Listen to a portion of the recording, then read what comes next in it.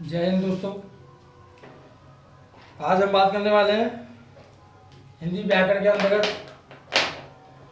हमारे समास चल रहे थे और समास के अंतर्गत हमने अव्ययी भाव समास को क्लियर कर लिया था और तत्पुरुष समास को हमने बहुत अच्छी तरीके से क्लियर कर लिया था। तो यह आपके लिए समास चल रहे थे।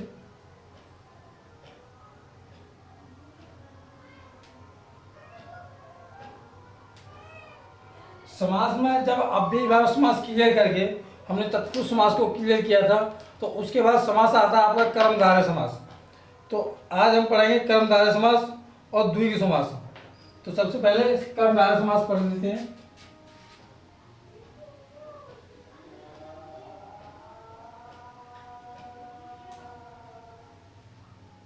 कर्मधारय समास। कर्मधारय समास क्या होता है? जिस समस्त पद का उत्तर पद प्रधान हो, जिस समस्त पद का उत्तर पद प्रधान हो तथा उसमें उपमान और उपमेय तथा विशेषण विशेष का संबंध हो, उसे क्या कहते हैं? कर्मधारय समास कहते हैं। जैसे आइए देखते हैं।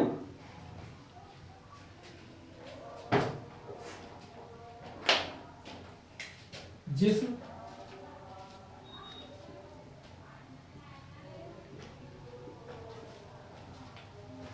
समस्त पद का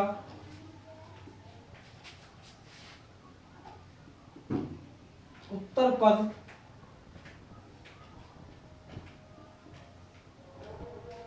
प्रधान हो तथा उसमें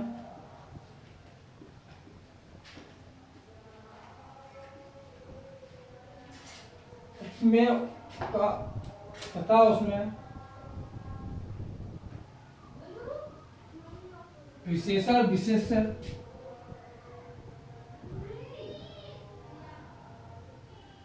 का संबंध हो,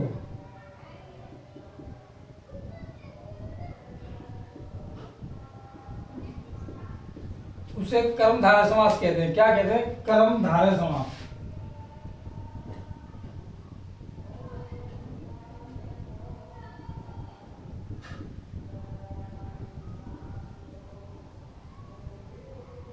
कर्मधारय समास कहते हैं।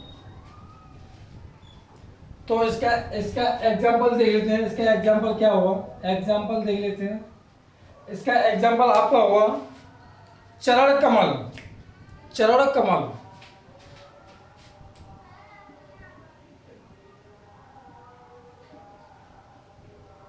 कमल के समान चरण, इसका क्या हो जाएगा? इसको हम तोड़ेंगे तो इसकी एक पहचान और लिख लो। पहचान क्या होगी? पहचान और लिख लेते हैं इसकी, जिससे हम पहचान सकें कि ये कौन सा समास है। पहचान क्या होगी कि इस समास में इस समास के विग्रह करने पर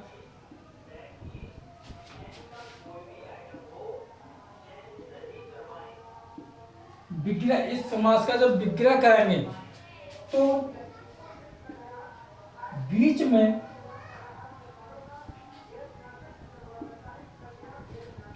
में है जो के समान,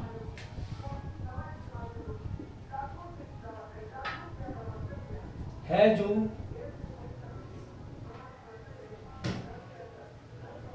के समान जैसे शब्द आएंगे। के समान जैसे शब्द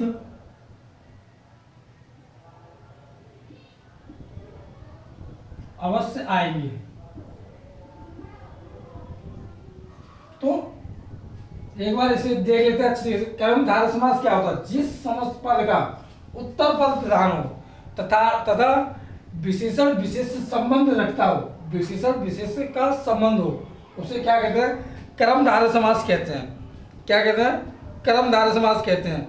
और इसमें क्या होता है? उपमान और उपमेय का भी संबंध होता है, लेकिन मैंने उसको नहीं लिखा है, तो इसी को आप अच्छी से समझ। पहचान क्या होती है इसकी? पहचान ये होती है कि इस समास का जब हम विग्रह करेंगे, इस कर्मधारय का जो शब्द होता है उस शब्द का समस्त पद का जब विग्रह करेंगे तो उस विग्रह के बीच में क्या आएगा, है जो के समान आएगा, है जो के समान आएगा, ये आएगी। ये एग्जाम्पल देख लेते हैं हम। एग्जाम्पल है आपके चरण कमल।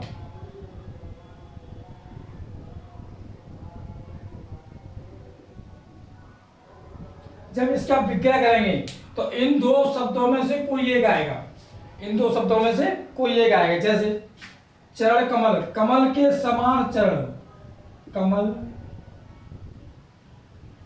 के समान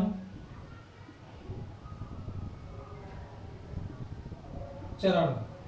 देखो इसमें ये के समान इसमें आया है कि नहीं, साफ दिख रहा होगा। और एक और लिख लेता हूं मैं, कमल नयन,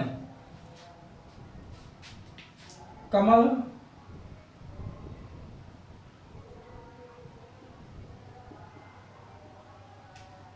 नयन, कमल के समान नयन।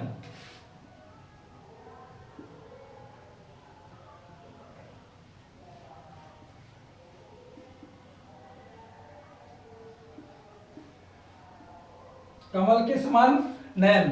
तो आप ये देख रहे होंगे कि ये जो समान है, ये जो शब्द है, ये इनके बीच में ही आ रहे हैं। आपकी ये समझ में बहुत अच्छी तरह से आ भी रहा होगा। इसका एक और ले लेते हैं, लाल मणि, लाल मणि,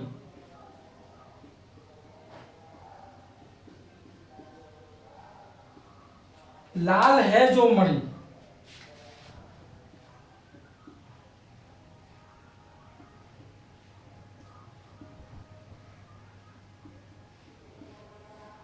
लाल है जो मणि। देखो तो आपकी ये समझ में बहुत अच्छी तरह से आ भी रहा होगा कि हाँ बहुत अच्छा समझाया जा रहा है कि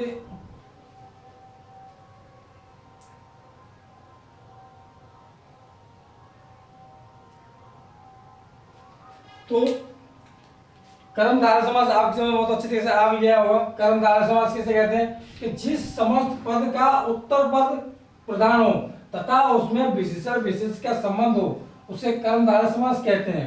पहचान क्या होगी, इस समास के विग्रह करने पर इसके बीच में, विग्रह करने पर करेंगे तो क्या हो, बीच में विग्रह करने पर बीच में है जो के समान ऐसे शब्द आएंगे। तो मैंने यहाँ आपके 3 एग्जाम्पल लिखे, इनमें वो भी आ गया है। तो आप अच्छी तरह से इसको एक स्क्रीनशॉट ले लें, क्योंकि मैं ये द्वितीय समास और कराने वाला हूँ, तो इसे देख लें, स्क्रीनशॉट ले लें इसका।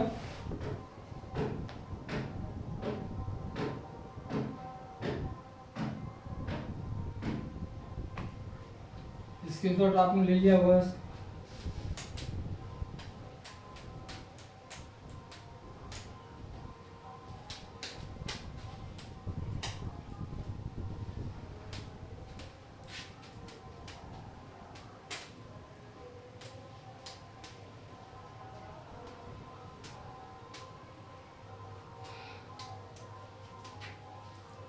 अब पढ़ेंगे हम द्विगु समास।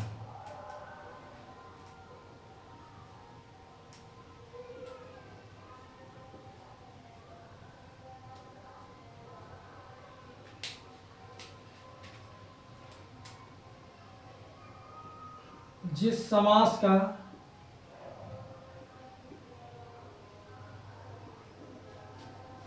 पूर्व पद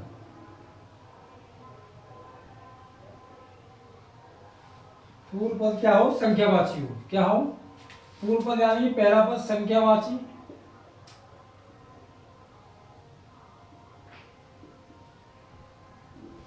तथा संख्यावाची तथा विशेष से हो, विशेषण हो, संख्यावाची विशेषण हो, संख्यावाची विशेषण हो,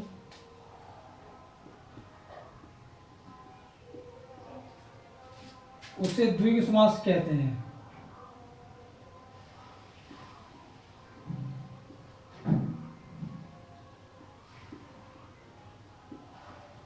अच्छा, जिसका पूर्व पद क्या होता है, संख्यावाची होता है।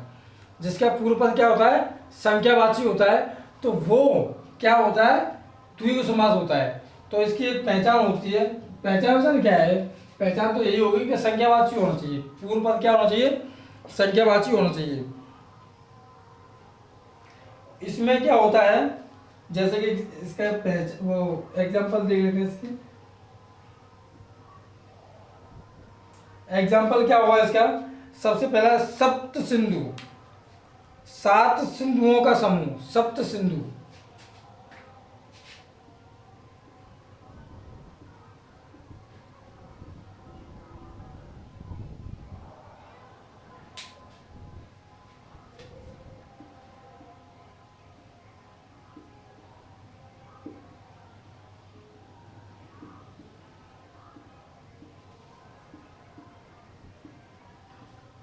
सात सिंधुओं का समूह। तो आपने इसमें देखा कि वो बता रहा है संख्यावाची, तो देखो ये संख्यावाची है क्या, नहीं, 7 संख्यावाची आपको साफ दिखाई दे रहा है। तो क्या होगा कि इस द्विगु समास में सबसे पहला पद यानी पूर्व पद क्या होगा, संख्यावाची होगा। और दूसरा इसमें देख लेते चौराहा।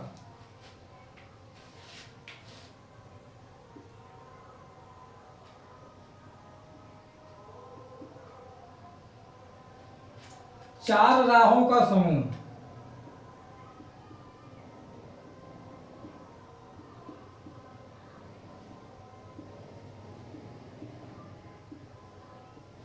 चौराहा किसे कहते हैं, चौराहा कहते हैं कि जब ये चौराहा है और इसके भी ये रास्ता चलेगी, एक रास्ता ये और एक रास्ता ये, एक रास्ता ये, तो जिस चौराहे से चारों तरफ के लिए रास्ता गई जाती हैं, चारों तरफ के लिए रास्ता जाती है, उसको कहते हैं चौराहा। तो चौराहे का क्या मतलब, 4 राहों का समूह, 1 2 3 4, 4 राहों का समूह, चारों राहों पे चलते हैं लोग, एक दूसरे चारों दिशाओं में जो रास्ते होती हैं, बीच में जो होता है, जो जगह होती है, उसको कहते हैं चौराहा। तो द्विगु समास भी आपकी समझ बहुत अच्छी तरीके से आ भी गया होगा। तो कर्मधारय समास और द्विगु समास को मैंने ये पढ़ाया, आज 2 समास पढ़ाए। इसके बाद आपका रह जाएगा बहुब्रीहि समास रह जाएगा और आपका द्वंद्व समास रह जाएगा। तो उन दोनों को हम कल कराएंगे। आज इस वीडियो में मैंने आपको कर्मधारय समास और द्विगु समास को बहुत अच्छी तरीके से समझा के कराया। आपकी समझ में आया या नहीं आया कमेंट में बताएं। सब्सक्राइब करें, बेल आइकन की घंटी दबाना बिल्कुल ना भूलें। और सबसे बड़ी बात यह है कि आप वीडियो को ज़्यादा से ज़्यादा शेयर किया करें। शेयर करने से क्या होगा कि बच्चे और जुड़ेंगे आपसे हमसे। आपके कमेंट, अब आपके कमेंट के बारे में क्या कहूँ, कमेंट ही इतने प्यारे प्यारे हैं, बहुत अच्छे अच्छे कमेंट हैं आपके, आपने बहुत अच्छा प्यार दिया हमें। लेकिन आप वीडियो को और शेयर करें, सब्सक्राइब करें, बेल आइकन की घंटी दबाना बिल्कुल ना भूलें, ताकि वीडियो का नोटिफिकेशन आपके पास पर्याप्त तरीके से पहुंच सके। तो वीडियो को मैं यही समाप्त करता हूं। जय हिंद, जय भारत।